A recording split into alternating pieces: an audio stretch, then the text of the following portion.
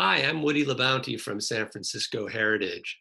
Today I'm going to tell you a little bit about Parkside District cottages, a special kind of housing that's found in the Parkside District, which is in the southern part of the Sunset District. As part of our Heritage in the Neighborhoods program, San Francisco Heritage is focusing on the Parkside neighborhood through the whole month of July 2020. Take a look at sfheritage.org/Parkside for more information, including an overview on the history of the neighborhood that Carrie Young and I did just last week. San Francisco Heritage in the Neighborhoods program focuses on 3 neighborhoods this year: the Excelsior, the Parkside, and in October we'll be covering the Marina. The Parkside started in 1905 when a corporation called the Parkside Realty Company purchased a lot of blocks of sand dunes for a new development. And their plan was to attract high-end buyers with homes that had building restrictions, including minimum construction costs. And they started comparing this new neighborhood to the posh mansions of Riverside Drive in Manhattan. So they had high hopes. But in April 1906, less than a year after they started, something changed the plan. The San Francisco earthquake and fire destroyed a big chunk of the city and displaced more than 200,000 people. At first, the refugees were camped in parks. This is Hamilton Square in the Western Addition, and they just had what they could take with them. Tents and shanties were put up, but later the army came with tents, and the parks across the city were full of refugees. This is Dubois Triangle. This is Golden Gate Park. The Relief Corporation that had been put in charge to deal with the crisis knew that having tents in parks was not a good idea when winter would come and the rains would come. So they started coming up with ideas for a more secure solution for these refugees who weren't ready to be housed. There wasn't new housing to put them in. Enter the Parkside Realty Company with a plan. They had all these lots. They needed to grade the lots. They needed to put in streets and infrastructure and plumbing, and they needed to build and sell houses. So here was an opportunity for the Parkside Realty Company.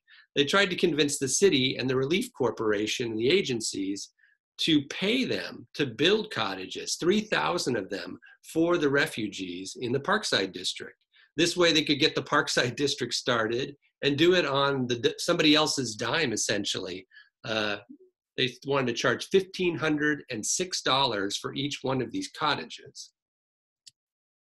The city didn't go along with this, but came up with a similar plan. They created cottages that were built by contracted construction companies and union carpenters, and the cottages were built right in the parks where the refugees were. This is Dolores Park, that's Mission High School, the old one on the left. And this is Park Presidio Boulevard in the Richmond. And the idea is you build these cottages, they're sturdy, they're small, but they'll withstand the rains in the winter. And when the camps close and the parks are returned to the city, the refugees could move these cottages to their own lots and have them as starter homes to repopulate the city.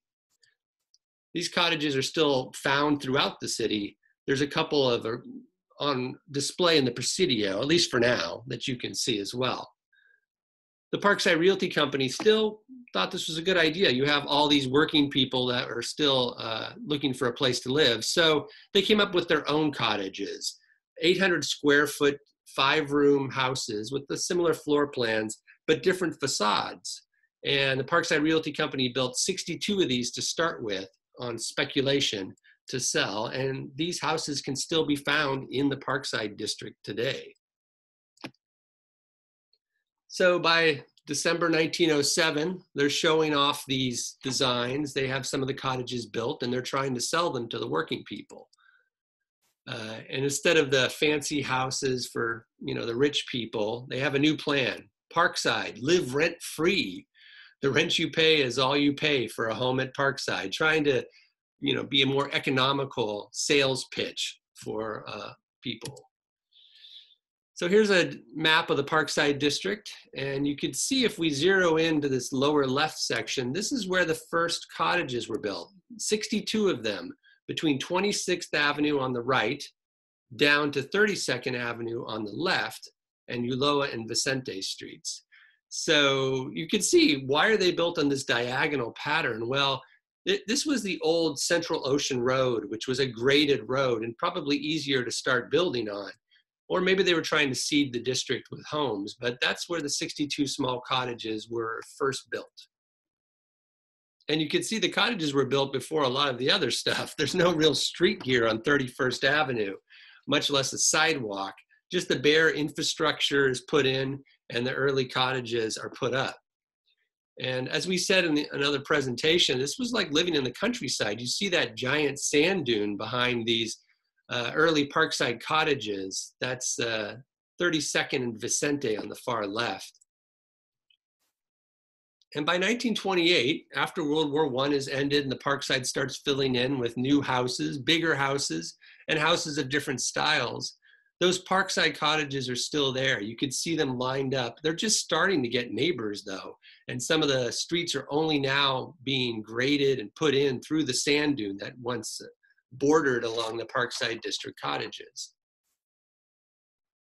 Many of them still have the look they had when they were built, with minimal changes. Some aluminum windows put in for the original wood ones, garages installed in most of them. Others are a little less in keeping with their original design, with stucco and brick put instead of the old wood shingles. And you got to give the people on the left a little bit of credit for trying to match the roof line with their new addition in the back. Other renovations are a little more sympathetic, bringing in shingles and other materials that sort of call back to the original Parkside cottages. And if you're trying to find some sort of protection for these, there are little rows that could be considered historic districts, designated for some sort of protection against demolition or unsympathetic renovations. This is on 32nd Avenue, and these are very similar to how they were built and convey that feeling of those early small Parkside cottages. And if we can't get districts, maybe there's a couple of individual homes that could be considered for landmarking. This is what I consider the first Parkside cottage. It's right on the corner of 26th and Ulloa. And you can see the decorative shingle pattern in the eaves and also the side gables. Most of them don't have these little triangular side gables along Ulloa. There have been some changes, but some of the windows are original. So perhaps this is our Parkside District landmark. So I encourage you to take a look. Go walk around between 26th and 32nd, Ulloa and Vicente, and see if you could spot the original 1908, 1907 Parkside cottages and compare and contrast which ones still retain that feeling of those early days of the Parkside. Go to sfheritage.org/Parkside to learn more about what we're doing in the Parkside this month. And maybe you'd like to be part of what we're trying to do. Maybe designate some Parkside cottages for historic protections. Here's our contact information, and follow us on social media. We'll be doing something on the Parkside pretty much every day this month, July 2020. Thanks, and stay tuned for more.